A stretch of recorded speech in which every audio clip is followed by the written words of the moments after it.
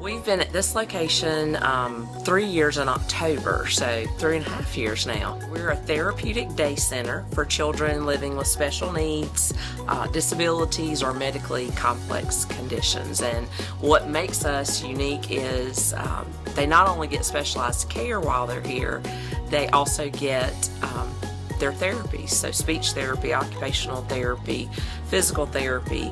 In addition to having a full-time nurse on staff, they get that health care component as well. So we serve as early as 6 weeks to age 5 or 6, depending.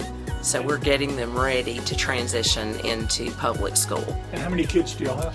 I think we're right about 50 now, between 45 and 50. We have had as many as 75. Have you seen the need growing and Oh growing? gosh, the waiting list continues to grow. The challenge is finding qualified staff.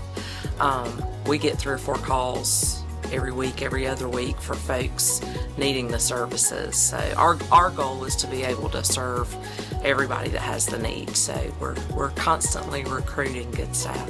Funding is always a challenge. We're constantly looking for new grants and new supporters, which is why we do a lot of fundraising events. And funding is a challenge, but then also just getting the community aware that we have this gym in Anderson County. We're one of only 4 centers in this whole state of South Carolina that serves this age group. So we really are a unique service. How do you get your funding mostly? Is it grants or what's?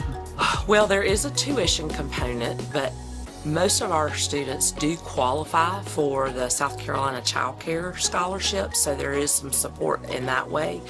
That covers about half of our budget, so we have to raise the rest through grants, through company support, through private donations, fundraising events, things like that. Well, it's our 12th year doing the Champions Run. It's a 5K. We also have a 1-mile fun run, but it's a 5K run, walk, or roll. You don't have to run it, you can walk it. It's superhero themed, so you get to put on a cape, a mask if you want to. We do have the superheroes out there for the kids and some other vendors. It's on the connector, so it's an out and back, really fun event, and it just continues to grow, so we hope some folks will come out and support. We actually have a really strong alumni population group that support us. We actually have some former parents that serve on our board of directors, and a lot of them do come back to the run and some of the other events. And we also try to connect our current families with former families if they have a particular struggle that we know another family has walked through, just to create community for them, and let them know they're not by themselves and navigating the challenges. And that's super helpful. And as more people move to the area, we're finding fewer families that have family support right here, so being able to connect them with some of our former students and their families is important. If a parent sees this and wants to get on the waiting list, how do they get on the waiting list, and how long is that waiting list? Well, we're working very hard. We're actually getting ready to open up an additional classroom, hopefully by the end of February. That's our goal, for the 3-year-old age group, but it really varies depending on the age of the child. But they can call us, 864-375-5085, or go to the website, thechampionscenter.com, and there's a interest form on there. They can reach out. But you never know. A waiting list spot could open up in a week or 2, or it may take longer. We're working hard to make it not so long.